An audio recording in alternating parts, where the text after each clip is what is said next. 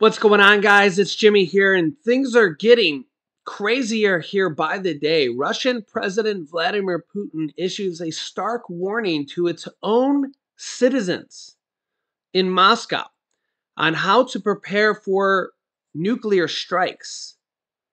I'll give you the details here on this. Also, what you should do if a nuclear blast happens, what you should do, where you should go, and how you should hide, where you should hide. I'll give you the details here in this video, some details you probably don't know. Yeah, so Russian President Vladimir Putin, who basically controls everything here, has Russian, in their country, of course, right? Russian President Vladimir Putin has Russian billboards instruct citizens how to prepare nuclear survival kits. Nuclear survival kits. Here, take a listen to this. Yeah, Russian authorities have put up digital billboards in Moscow that instruct citizens on how to prepare a, quote, survival kit in case of an attack, according to local media reports. It kind of makes you wonder, what do they know that maybe we don't? A clip of electronic billboard telling citizens how to put together a survival kit was first published on social media here on Sunday by a news outlet saying, quote, "Caution Moscow" on Telegram. It said the billboard video was posted officially by Russia's Ministry of Emergency Situations and cited local residents near Moscow's Gorky Park and saying that it instructed people on what to do in case of chemical and nuclear attacks. So this is what Moscow, Russia, is preparing for. Yeah. It came as reports emerged that the Kremlin has ordered bomb shelters to be upgraded throughout Russia. The Moscow Times has reported in February that current and former Russian officials have said that the Kremlin has ordered inspections and repairs on their shelters and bunkers amid rising fears that the country could be targeted by strikes during its war with Ukraine. And Russian President Vladimir Putin has ramped up nuclear rhetoric months into his full-scale invasion in Ukraine. The billboard screens show detailed instructions on how to assemble their emergency survival kit. Contents of the survival kit: first aid kit, hand or head flashlight and battery supplies, hunting matches, dry alcohol, gas, cell phone, radio and battery supplies, utility knife, repair kit, threads and needles, food and water supply for a minimum of 3 days, disposable tableware, personal hygiene products, and a change of underwear.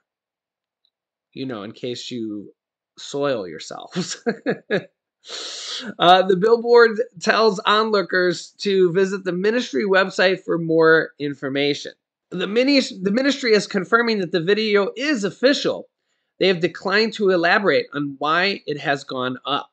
Yeah, so the thing that comes to mind here to me is, what does Russia know, or what are they preparing for that maybe we aren't? You can let me know your thoughts here in the comments. Then you could see this headline: sheltering miles from a nuclear blast may not be enough to survive unless you know where to hide. New calculations show. When a nuclear bomb detonates, it generates not only radiation in the form of a bright, blinding light and scorching heat, but also powerful shock waves that can travel for tens of miles. It's these shock waves that are potentially lethal for people at a safe enough distance from the fireball. The team simulated a nuclear explosion from a 750-kiloton atomic bomb. For reference, the bomb the U.S. dropped at Hiroshima was 15 kilotons, and Nagasaki was 25 kilotons. So on average, that's 37 times smaller than the bomb in the researchers' simulation. Wow.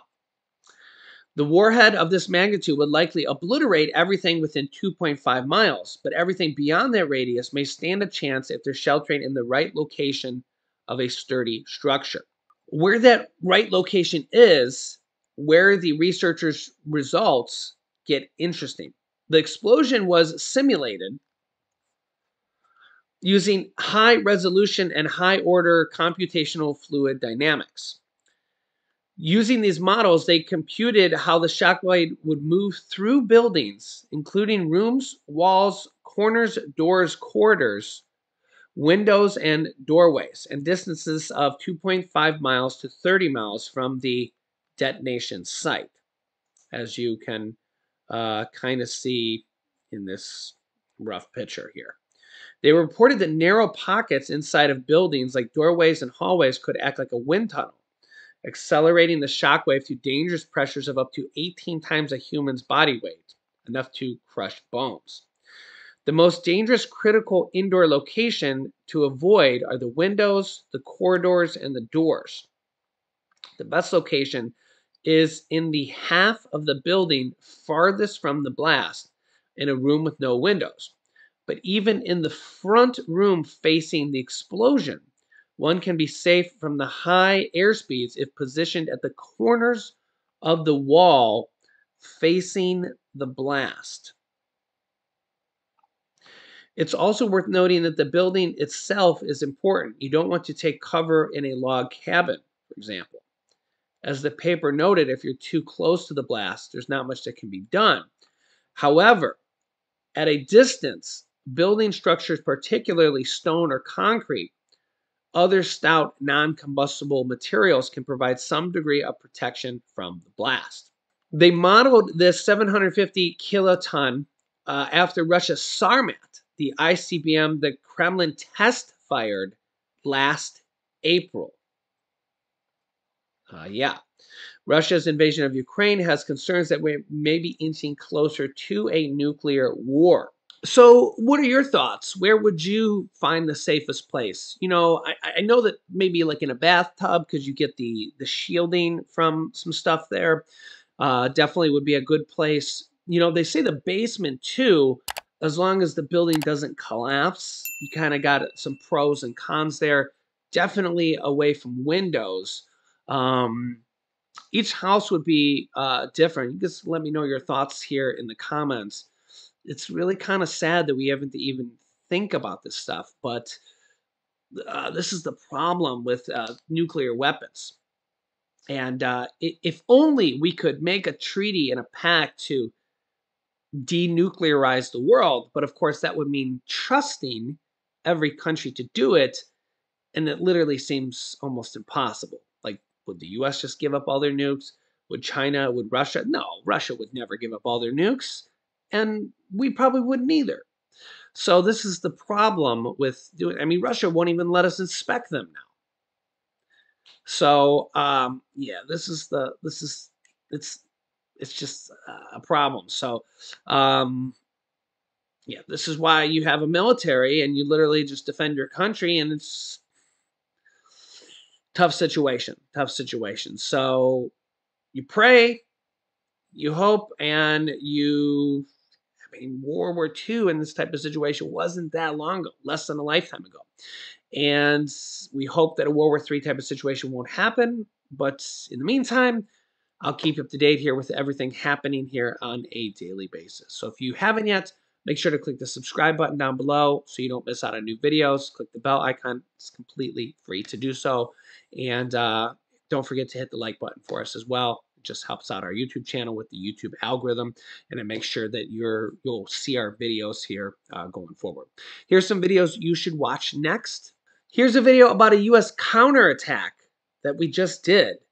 Like, yeah, this stuff is really happening right now. Or you can click here to watch our newest video next. So click on one of those videos. Thanks for watching, guys, and I'll see you in the next video.